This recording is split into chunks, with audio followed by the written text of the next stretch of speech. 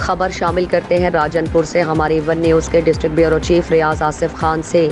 راجن پور میں مفتی ارشاد احمد حقانی امیر انٹرنیشنل ختم نبوت ڈویژن ڈیرہ غازی خان نے میڈیا سے گفتگو میں کہا کہ سیلاب متاثرین کی مدد فرض سمجھ کر کی جائے۔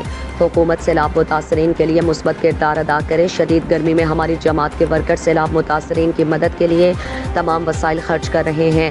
سیلاب متاثرین کے لیے فاضل پور، شکارپور، ہیڈ حامد بستی، لاکھا، حاجی پور، دھنی چوک، شہید قاسم پور، روجان میں اب تک 2000 راشن، 600 ترپال، 150 خیمے اور 20 لاکھ روپے نقدی اور 15 لاکھ کا کھانا انوار ختم نبوت ٹرسٹ اور مولانا چنیوٹی ٹرسٹ اور مختلف علماء کرام کے تعاون سے تقسیم کیا گیا۔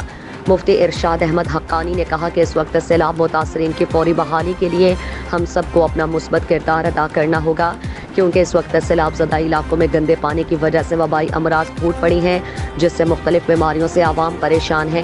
زمینی پانی صحت کے لیے انتہائی مضر ہے اور پانی زہریلا ہو چکا ہے، جہاں سانس لینا بھی دشوار ہو چکا۔